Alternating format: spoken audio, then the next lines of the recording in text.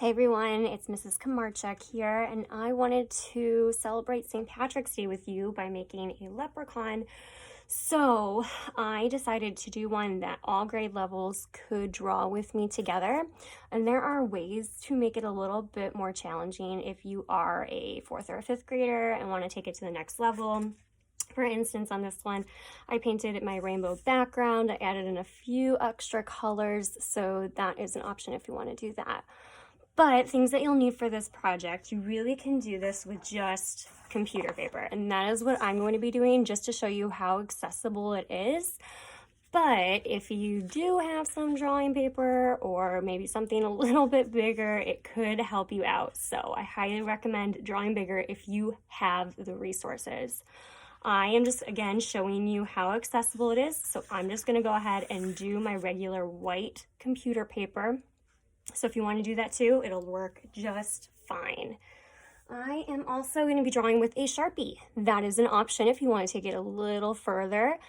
If you don't feel so comfortable using a Sharpie quite yet, that is okay. You can always trace over it later, and you can use just a pencil for now.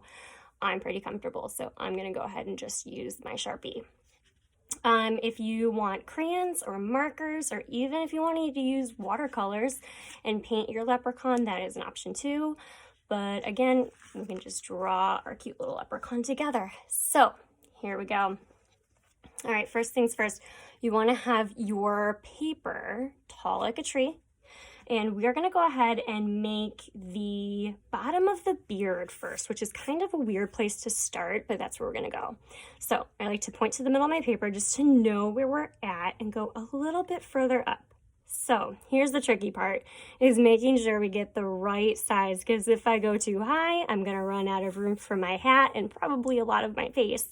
If I go too low, I'm going to run out of room for my legs and feet. So finding that sweet spot is going to be the secret here. So I go to the middle, move my finger up just a little bit so it's a little higher than the middle. Okay, I'm going to go ahead and make a kind of like a wide U shape. And just for reference, for me, it's as wide as my palm. I have a feeling a lot of you kiddos have the same size palm as me, at least the older ones. Younger kiddos, let's see, about probably the size of your hand, maybe the entire width of your hand, but use your best judgment. So there's just a little bit of room on both sides, so I have room for my arms and legs to expand out later. Okay, so I'm going to keep on going here, and I'm going to go ahead and make the tops of my ears. So I'm going to make just a little slanted line. I don't want to make it too tall, but leprechauns kind of have a little bit more pointed ears. So I'm going to go ahead and make those tops, and now I'm going to start from that end and swoop down to the side of that curved line I started with, and that is my ear.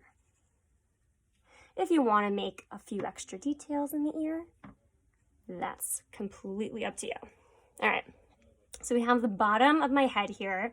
I'm actually going to connect the top of the ends of my ears here with a slightly curved line, just slightly. That's actually the bottom of my hat, and I'll come back to that in a little bit.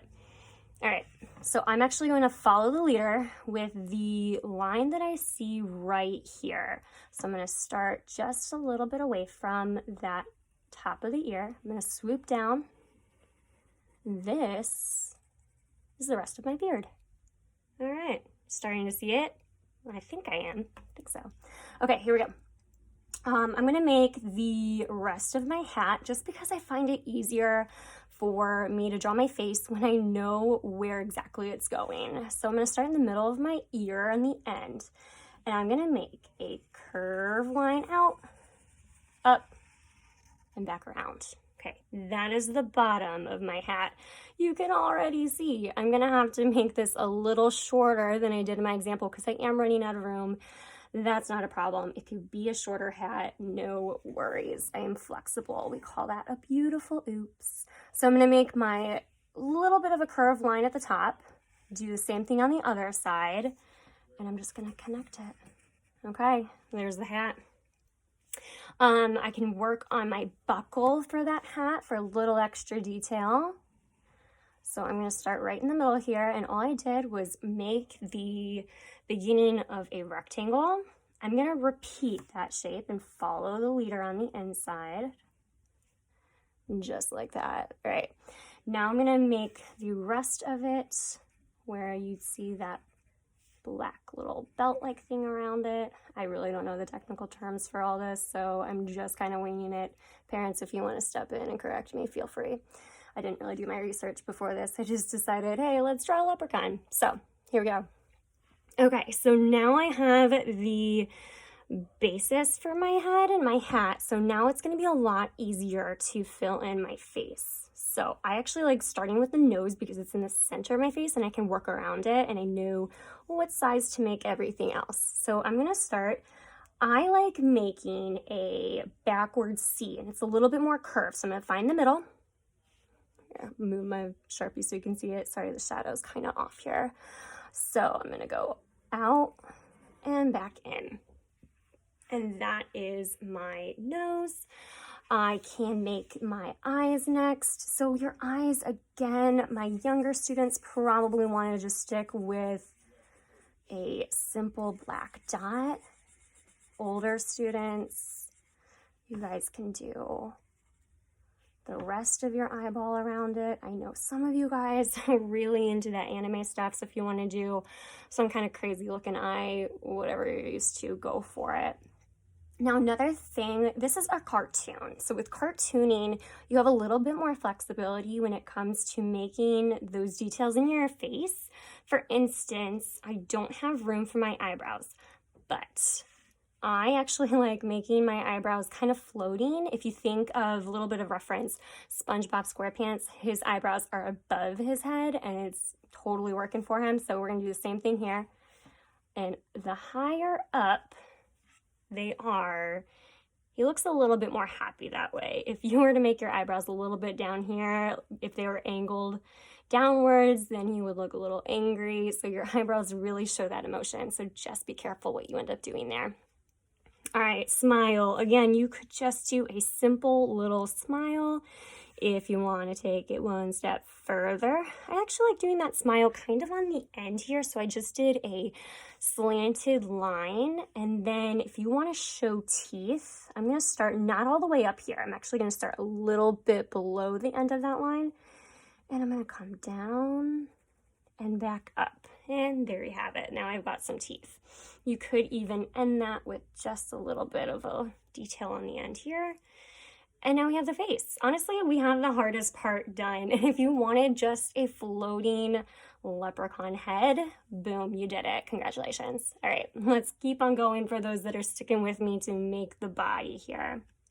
So the body, for me, I'm going to show you my finished example again, just so you can see where we're going with it. So for my body, we're going to be working on the outside shape of this jacket first, and then we'll keep adding details as we go. But if you have that detail of your jacket, we basically just fill in everything on the inside and around it, and it just makes it a little easier.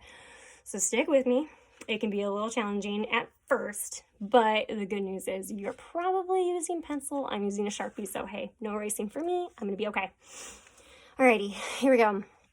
I'm going to start in the bottom corner of my beard, right around here. I'm going to make a slanted line out. This is for arm number 1. Okay, now I know it looks really strange right now. Stay with me. We'll keep going. For the rest of that sleeve, I'm actually going to angle that line down, but I'm going to be careful not to make it too long because, again, if I make anything too big here, I'm going to run out of room for the rest of my little leprechaun, which would be really sad. All right, I'm going to make another line that kind of follows the leader, but only about halfway here. So watch this. Just about halfway up, okay? His arm is bent, so I'm not going to see the rest of it. It's all going to be hanging down below now. I'm going to angle a line slightly outward. Perfect, that's the bottom of my jacket. Come back in. Okay, I'm actually going to take a break on this side and move to the other side just so I know where I'm going and I have enough room for everything else. Same spot. I'm going to start in the bottom corner of my beard on the other side. This time, instead of making a line down, I'm going to make my line more across. This is just so I can make one arm down and one arm kind of up. So he just kind of looks like he's dancing around and he's kind of happy. If you want your leprechaun to be more down, or the both arms down and not really dancing around, but maybe he's just kind of standing and smiling, hey, you go for it. So here I go. My arm, not nearly as long of a line because I'm bending it. This is that whole arm showing. This is only the top part of it, my bicep, if you will. Okay, so I'm gonna go ahead and angle a line upward. And I might run out of room for part of my hand. That'll be all right. No worries. We call that cropping. Okay, follow the leader. I'm going to have a line that goes out. This is the rest of my sleeve. And I'm going to go down and back in. All right. Hopefully you are starting to see that jacket come together. It looks a little off right now. Stay with me. We can do this. All right, I'm gonna have my bottom of my jacket go out a little bit, and I'm gonna come back in, but not all the way. I'm gonna leave a little gap here because I actually am gonna fill that in with something else. So jacket, here we go, goes all the way back up. I'm gonna do the same thing here. When I do this, notice how I leave a little bit of space in between at the top, okay? Boom. All right, now I've got plenty of room for my extra details inside that jacket. So not all the way at the bottom. My jacket's gonna be the longest part here. I'm gonna make the rest of my shirt a bit higher up. So I'm gonna make a line that connects in between there, just a little higher. I'm gonna make a V down here so you can see more of the details on the inside of that jacket, everything else that he's wearing. And that's basically the jacket. I'm gonna come back to the hands later. The hands can be a little tricky, so here we go. We'll skip those for now. Okay, the legs, kind of the same idea. Angle it. So I'm gonna start at the bottom corner of this jacket, bottom middle really. Angle out. I'm gonna be careful not to do this too big because I don't wanna run out of room for my little legs, for my feet. The good news is if you do, you can just make him a little shorter because the leprechaun is supposed to be teeny tiny anyway. So it just makes it all the more real. Okay, so that is the beginning of my first leg. I'm gonna angle it back down this way. Again, not too much because I don't want to run out of room.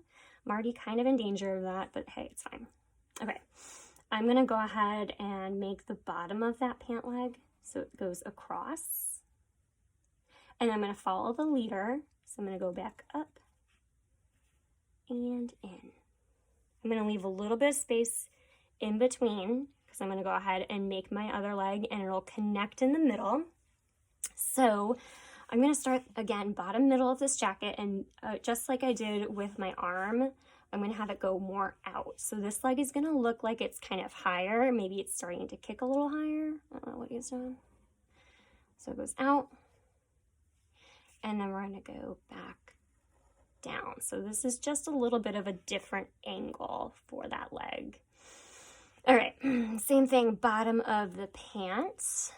I try to keep it even, just like this one. So it looks like maybe this line needs to be a little longer. Just extend it. And follow the leader back up. So it goes up and then in. All right. Now we are ready to keep on filling in those extra details. Connect it with just a slightly curved line. We've got our pants in place. Okay, let's go ahead and do feet. I do find the feet a little easier, so hopefully you will too. So I see the angle of this line right here for my pants. So I'm going to make sure that my shin and ankle are all kind of in place. I don't want to make it go this way because the beginning of my knee is right here and my shin would go straight down. So basic anatomy tells us that we can't do that. So we have to go straight. Okay, so I'm going to go ahead and make this go down, And I'm making the pant just a little bit wider than the rest of my leg here, which is typical unless you're wearing something like leggings. I'm gonna go ahead and do the same thing over here. Okay, super easy for my foot or my shoe, out and back in. So it's almost like a little oval that's kind of stretched out for that foot. I kept it really simple. I'll show you how to kind of spice it up with some extra details later. All right, thinking about our basic anatomy again. My shin, the rest of my shin can't do this. Nope, that will look super awkward. So what I can do is go straight down. And I'm gonna repeat it over here. And as you can see, I might run out of room for some of my foot. Life will go on. It's all right. We call that cropping. Boom. It's actually not a bad thing. It makes your eyes continue your artwork off the page. So it's kind of cool. All right, for a little buckle on your shoe, first of all, you're not going to see the entire buckle. You're going to see only about half of it because our vision from where we're seeing that foot, we're only seeing the half of that foot on the side. So I'm going to go ahead and start kind of the middle of my leg right here. And I'm going to go down, out, and up. And it's just the bottom half of a square or rectangle. Repeat that shape on the inside for the rest of your buckle. That's it, okay? I'm gonna go ahead and do the same thing on the other side. So down, out, and up, and repeat. There you have it. If you want to add in some sort of design on the socks, like if you want striped socks, something fun, maybe he's got 4-leaf clovers on his sock, you could add that in. Maybe you want to add in any other extra details on those clothes. They could be striped. I'm going to keep it simple just for the sake of the video and just so I can continue with the rest of my details and finish this up for you guys. All right, so the hands. Hands are tricky, you guys. Don't let them defeat you, okay?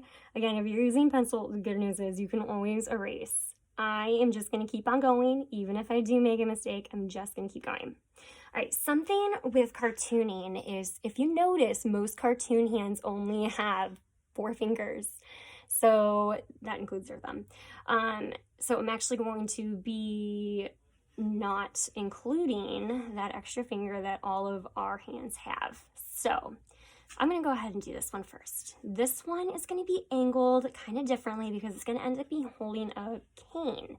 So I'm going to start in the middle point of that sleeve here, and I'm going to make a line that goes out and down. Okay, out and down. All right. Now I'm going to make the rest of my fingers, so they're going to go up, kind of like a W that just doesn't stop.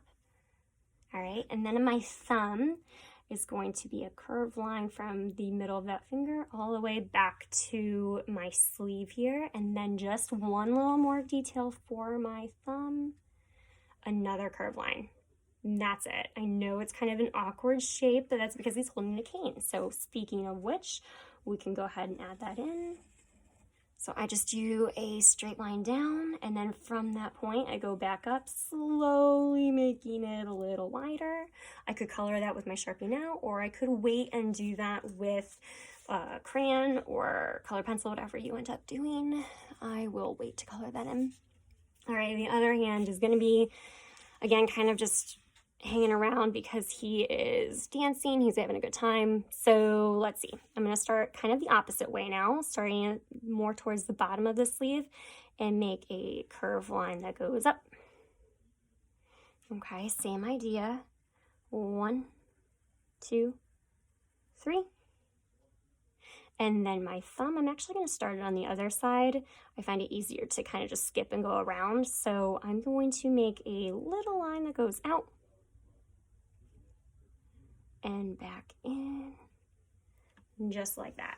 All right, now we've got our basic leprechaun all created. So I'm going to give you some options for coloring, okay?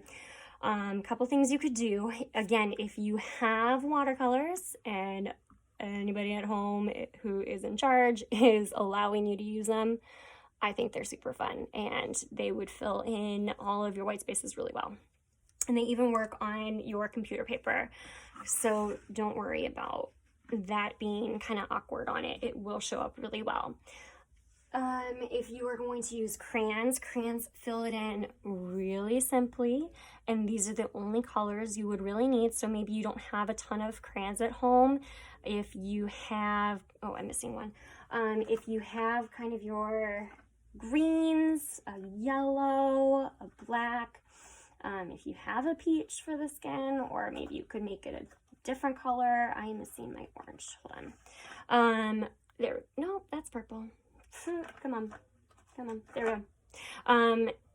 Orange for the, my beard right there. So those are just the basic colors that I would need for coloring. But again, you fill it in however you can because your supplies are probably limited. Or if you want to just kind of shade it in with your pencil and enjoy your little black and white leprechaun, then you can do that too. So I'm going to go ahead and end this video with my example that's all colored in right here, just so you can see where I went with this. If you are doing the rainbow background, something that my older kids could do, one, you could just use your primary colors and actually create the secondary colors because you should know how to do that. Or if you want to use the colors that are available to you, like this is my paint palette right here, and it's just a praying, just so you know, it's a really good palette, you guys. I love this one.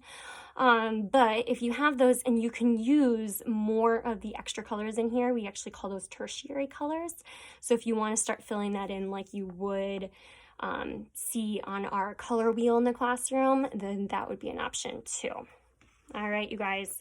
Happy St. Patrick's Day. Happy creating. If you do create, I would absolutely love to see what you come up with. So a couple options. What you can do is if you are watching this on YouTube, if you want to email it to me, if you find my email through the TSC website, you'll be able to find my email right on there and you can send me a picture. If you mom and dad, somebody at home who follows me on Instagram wants to tag me on Instagram, my Instagram is Kamarchuk Studio. I would absolutely love to see what you're creating.